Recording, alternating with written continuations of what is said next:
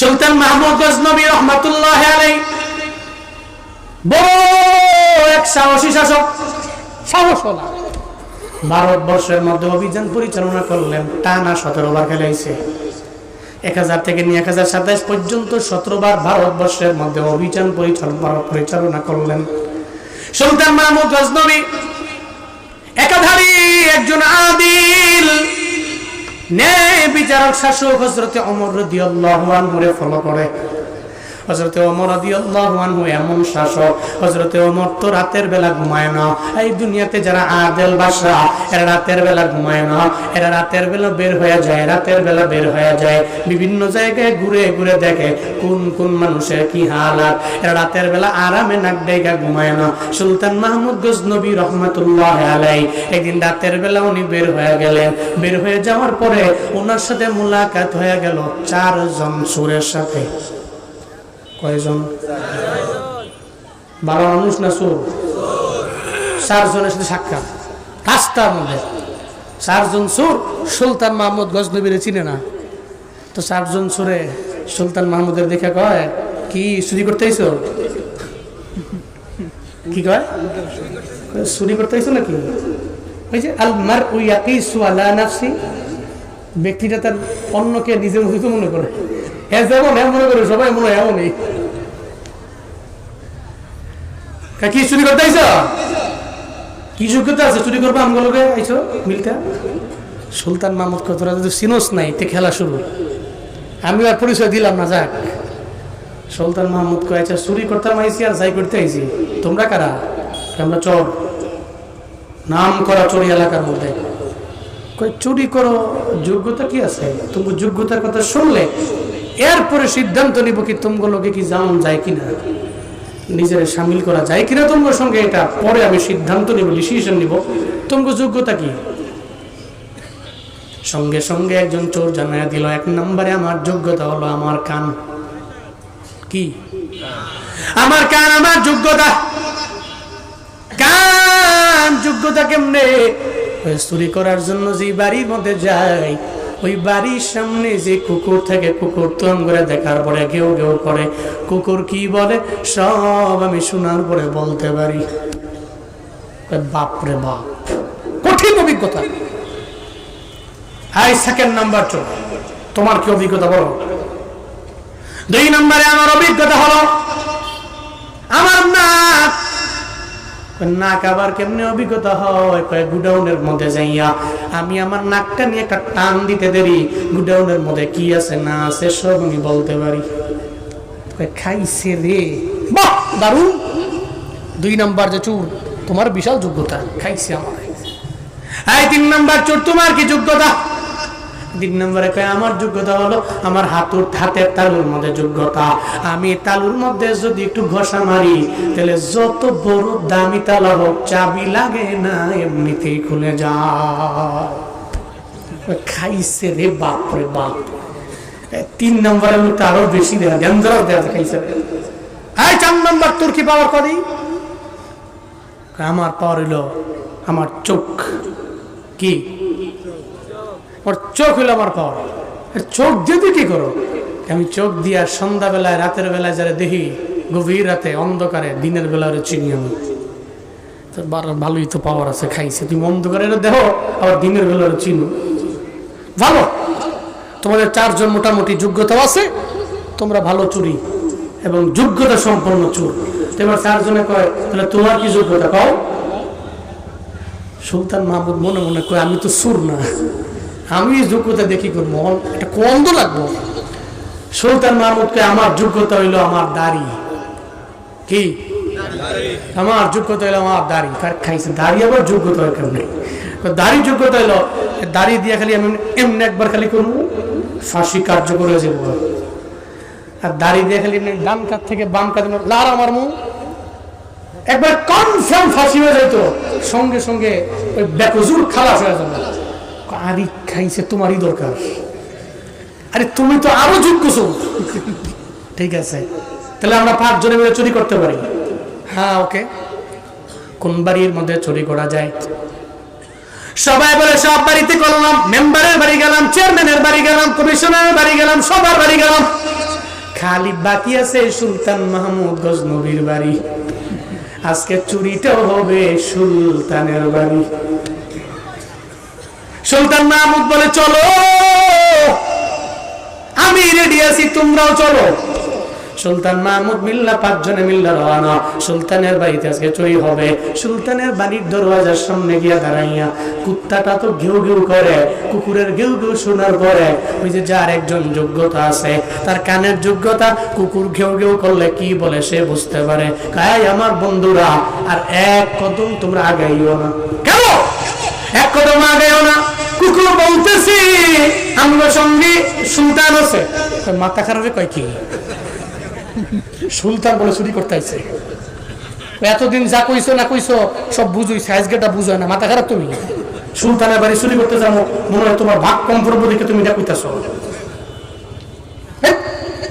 হুজুর মানুষ তুমি, তুমি মসজিদ মাদ্রাসা লেগে থাকো, তুমি কি মানে চারদিকে তোমার দৌড়াদৌড়ি করা লাগবে কেন? তুমি তুমি ব্যবসা বাণিজ্য করা লাগবে কেন? তোমার এত টাকা পয়সা লাগবে কেন? তুমি হুজুর হুজুর বলো, আমরা যা করা করবো সমাজে। খাও তুমি বেটার কথার দাম একেবারে না দিয়া, বেটা কি কয় না কয়। আচ্ছা কি কইছে কুত্তায়? কুকুরে বলছে এই বাড়ির লোকেরা সম্রাট মেহমান নিয়ে হাজির হচ্ছে। সম্রাট মেহমান নিয়ে হাইতাছে। আসলে কথা তো কুকুরের ঠিকই, সম্রাটও আছে এর সঙ্গে মেহমানও তো আছে, কিন্তু একই মেহমান না চোর এ তো আর কুকুর জানে না। এর কথার পাত্তা না দিয়া সুলতান মাহমুদ গজনবী ঠিক আছে চলো, 5 জন মিলে ঢুকছে। সুলতানের বাড়ি চুরি হবে। রাতের অন্ধকারের বেলায় চুরি করতে লাগলো। চুরি করতে করতে করতে বস্তা বানাইলো, সব শূন্য রূপা বানাইয়া বস্তা বানাইয়া এবার বস্তার মুখটা মাইরা যাওয়ার পথে একজনে কয় জীবনে কোনোদিন এত সুন্দর বিছানা পাই নাই, যতই চুরি করছি রে এত সুন্দর বিছানা তো বানাইতে পারি নাই, ঘুমাইতে পারি নাই। গ্রামের এক লোক যদি যায় দামি এক 5 স্টার হোটেলের মধ্যে গিয়া যদি ওনারে দেওয়া হয়, উনি বলবে খাইছে রে মনে হয় দুনিয়ার জান্নাতের মধ্যে আইলাম, কারণ জীবনে কোনোদিন 5 স্টার হোটেলের মধ্যে যায় নাই, 4 স্টারে যায় নাই। উনি কয় দুনিয়াতেও বুঝি এত সুন্দর ঘর আছে নাকি, এত সুন্দর বিছানা আছে নাকি। এবার ওই চোরেরা কয় আমরা যতই চুরি করি জীবনে কোনোদিন এত সুন্দর বিছানায় ঘুমাইতে পারি নাই। তাহলে কি বলতে চাও? তাহলে চলো না একটু 2 ঘন্টা ঘুমায় লই, বিছানা সুন্দর আছে, চলো 2 জন মিলে সুন্দর করে আরাম করে ঘুমাই। এবার 4 জনে মিল্লা সিদ্ধান্ত নিছে, সুলতান মাহমুদ তো পাশে বয়ে রয়েছে, এত চুরি মুড়ি করে নাই, নমুনা দেখে করে কি। 4 জনে মিল্লা বস্তাটা এক পাশে রাইখা বিছানার মধ্যে ঘুম দিছে, ঘুমাইতেছে। সুলতান মাহমুদ গজনবী তো ঘুমায় না। এই দুনিয়ার বাদশারা যদি না ঘুমায় আল্লাহ ঘুমাইতে পারে? আল্লাহ ঘুমায় নাকি? আল্লাহু লা ইলাহা ইল্লা হুয়াল হাইয়ুল কাইয়্যুম লা তা'খুযুহু সিনাতুন ওয়ালা নাউম। আল্লাহ পাক বলেন আল্লাহ তো উনি, আল্লাহ ছাড়া কোনো ইলাহ নাই। আল্লাহ হলো চিরঞ্জীব, আমার মাওলা চিরস্থায়ী, আমার মাওলা চিরঞ্জীব, আমার আল্লাহ চিরস্থায়ী। এটা আল্লাহর পরিচয়। Neither drowsiness overtakes him not sleep. ওনাকে ড্রজিনেস ধরে না, ওনারে স্লিপও ধরে না, ওনারে ধরে না তন্দ্রায়, ধরে না ওনারে নিদ্রায়। জীবনে কোনোদিন আমার আল্লাহ ঘুমায় না। মুসা নবী তুর পাহাড়ের মধ্যে দাঁড়াইয়া আল্লাহরে কয় আল্লাহ আপনি কি ঘুমান না? আমি মেষ চড়ে চড়ে আমি ঘুমানোর জন্য চলে যাই, আমার তো তন্দ্রায় ধরে ফেলে। আসমান জমিনের মালিক আপনি রব, আপনারা কি এত কিছুর পরিচালনা করতে যায় আপনারা ক্লান্ত করে না? আল্লাহ কয় নবী মুসা তুমি একটা গ্লাসের মধ্যে পানি নিয়ে দাঁড়াও। গ্লাসের মধ্যে পানি নিয়ে উনি দাঁড়াইলো। এবার পানি নিয়ে দাঁড়ায় রইল। আল্লাহ তন্দ্রারে আদেশ দিয়ে দিলেন এই তন্দ্রা মুসা নবীরে ধরো। সঙ্গে সঙ্গে মুসা নবীরে তন্দ্রায় ধরে ফেললো। একটু পরে আল্লাহ কয় ও নিদ্রা মুসা নবীরে ধর। মুসা নবীরে নিদ্রায় ধরে ফেললো। সঙ্গে সঙ্গে ঘুম ঘুম ভাব তন্দ্রা, এরপরে হয়ে গেল নিদ্রা, সঙ্গে সঙ্গে গ্লাসটা জমিনের মধ্যে পড়ে গেল, পাহাড়ের মধ্যে পড়া পানি চলে গেল এক জায়গায়, পুরাটা গ্লাস ভেঙ্গে ভেঙ্গে চৌমার হয়ে গেল। ঘুম থেকে যেই গা আল্লাহরে কয়, আল্লাহ আমি তো লজ্জিত হয়ে গেল, একটা পানির গ্লাস আমি হাতের মধ্যে রাখতে পারলাম না। আল্লাহ পাক ডেকে বলে, আরে মুসা, আমি আল্লাহ তোমার একটা গ্লাস দিয়েছি, একটা গ্লাস তুমি ঘুমের কারণে রাখতে পারলা না। আমি আল্লাহ আসমানের মালিক, আমি আল্লাহ জমিনের মালিক, সব মানুষের আমি বানাইলাম।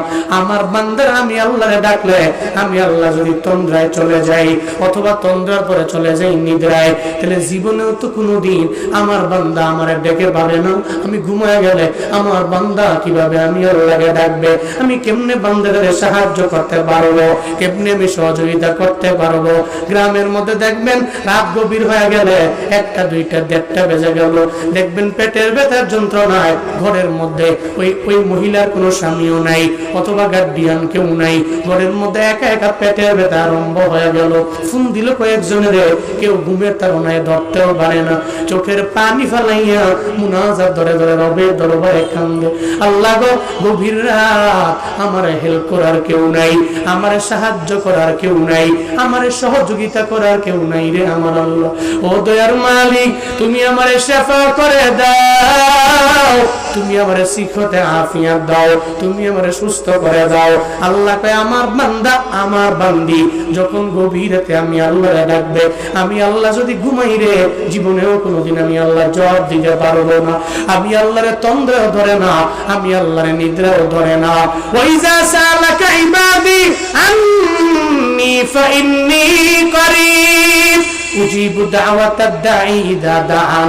আমি আল্লাহ বান্দা যখন ডাকে, ডাকনেওয়ালা ডাকে আমি আল্লাহ সাড়া দিতে দেরি করি না। ও পয়গম্বর মুসা, আমি আল্লাহরে তন্দ্রায় ধরে না, আমি আল্লাহরে নিদ্রাও ধরে না। এর মানে আমার আল্লাহ ঘুমায় না, আমার আল্লাহ ঘুমায় না, দুনিয়ার বাদশারাও ঘুমায় না। ও বাবারা, সুলতান মাহমুদ না ঘুমাইয়া রাত কাটাইয়া দিল, এরপরে দরওয়াজা লাগাইয়া তালা মাইরা চলে গেল মসজিদের মধ্যে। এদিকে সুরদের নামাজের খবর নাই, চুরি করে আবার নামাজ পড়বে কেমন? চুরি করে আবার নামাজ আছে নাকি? আর ঘুমাইতেছে। সুলতান মাহমুদ বাইরে দিয়া গেট লাগাইয়া দিয়া তালা মেরা চলে গেছে মসজিদে, ফজরের নামাজ পড়ছে।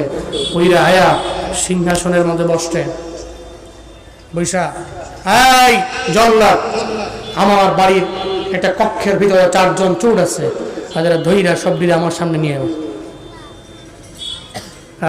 জল্লাদ কয়, খাইছে রে, সুর ধরে খাইছে কেমনে? বিশাল তো ইতিহাস দেখা যায়। জল্লাদ গিয়া তালা খুলা তায়া দে, চোরে গো ঘুম করা, নাক ডাকা ঘুম আছে না, কিছু পরিশ্রম করছে না, চুরি টুরি করতে গিয়ে পরিশ্রম হয়েছে না, কায়িক শ্রম দিছে, মানসিক প্রেশার টেশার গেছে, কঠিন ঘুম দিছে। যে ভাই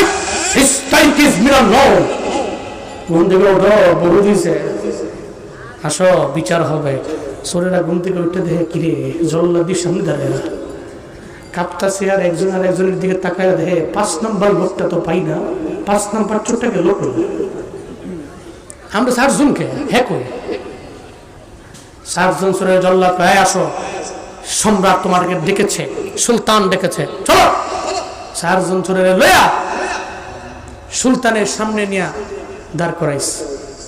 এরা তো সুলতান দেখা 3 জনের সমানে কাঁদতেছে, সুলতান অন্যায় করেছি, ভুল করেছি, চুরি করেছি, জীবনে করব না, যা বলার বলতেছে আর কাঁদতেছে। একজনে কিছু কয় না, একালি সাহেব হয়েছে।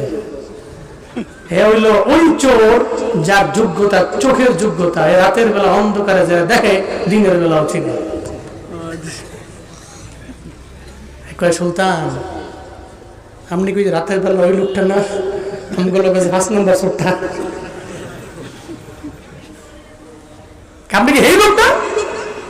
আপনারা তো রাতের বেলা দেখছিলাম, আমি চিনে নিয়েছি, তারা চিনে নাই, এদের তো এই যোগ্যতা নেই, আমার এই যোগ্যতা আছে, চোখের যোগ্যতা, পাওয়ার আছে, আমি বুঝা লাইছি আপনারা দেখা।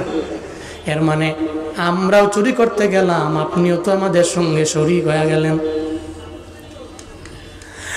এই সুলতান পরিচয় গোপন করলেন, তবে কথা ওইটা না, এই সুলতান, আপনি বলেছিলেন ওই সময়ের মধ্যে, আমরা বললাম আমাদের এক একটা পাওয়ার, আমাদের এক যোগ্যতা, আপনারও তো একটা যোগ্যতা আছে।